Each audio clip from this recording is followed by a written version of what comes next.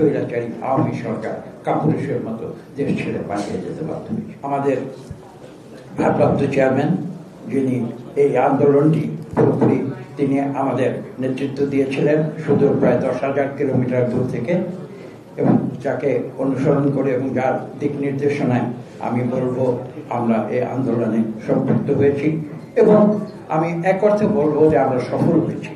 বৈষম্য বিরোধী ছাত্র আন্দোলনের সূচনা হয়, যেটা 5 বছর আগে একবার হয়েছিল, সরকার সেটাকে স্থগিত করে দিয়েছিল।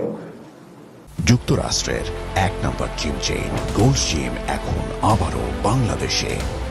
বসুন্ধরা আবাসিক এলাকা ও বসুন্ধরা সিটি শপিং মলে অত্যাচার নির্যাতনের মাধ্যমে সেটা নতুন করে মাথাচাড়া দিয়ে ওঠে, এবং সেই সময় আমি এভাবে বলবো, সেই বিস্ফোরণমূলক পরিস্থিতিতে সেই ছাত্র জনতার বৈষম্য বিরোধী আন্দোলন দেশলাই যেমন ঘষা দিয়ে যেমন আগুনের ফুলকি জ্বালিয়ে দেয়, ঠিক তেমনি সেই বিস্ফোরণমূলক পরিস্থিতিতে আগুনের ফুলকি জ্বালিয়ে দিয়েছিল ছাত্র জনতা বৈষম্য বিরোধী আন্দোলনের মাধ্যমে, এবং তার ফলশ্রুতিতে একটি বিস্ফোরণ হয়েছিল।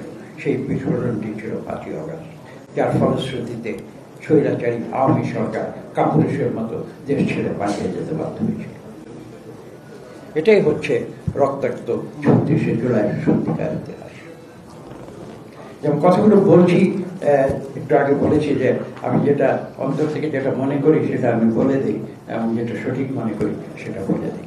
আমাদের ভারপ্রাপ্ত চেয়ারম্যান, যিনি এই আন্দোলনটি পুরোপুরি তিনি আমাদের নেতৃত্ব দিয়েছিলেন সুদূর প্রায় 10,000 কিলোমিটার দূর থেকে, এবং যাকে অনুসরণ করে এবং যার দিক নির্দেশনায় আমি বলবো আমরা এই আন্দোলনে সম্পৃক্ত হয়েছি, এবং আমি এক অর্থে বলবো যে আমরা সফল হয়েছি।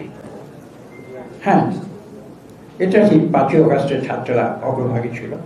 আমি একটা উদাহরণ দিই, খুব সাধারণ একটা উদাহরণ, যে ফুটবল কিন্তু 11 জন প্লেয়ার খেলে, কিন্তু গোল হয়তো একজনই করে।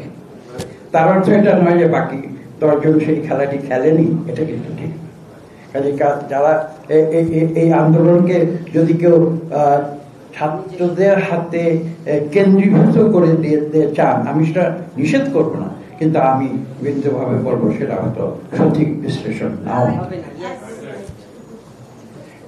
আমি সবশেষে আজকে এই বইটি যারা আমাদের সামনে উপস্থাপন করেছেন এবং এটাকে বাস্তবে রূপ দিয়েছেন, আমি তাদের সবাইকে আন্তরিক ধন্যবাদ জানাই।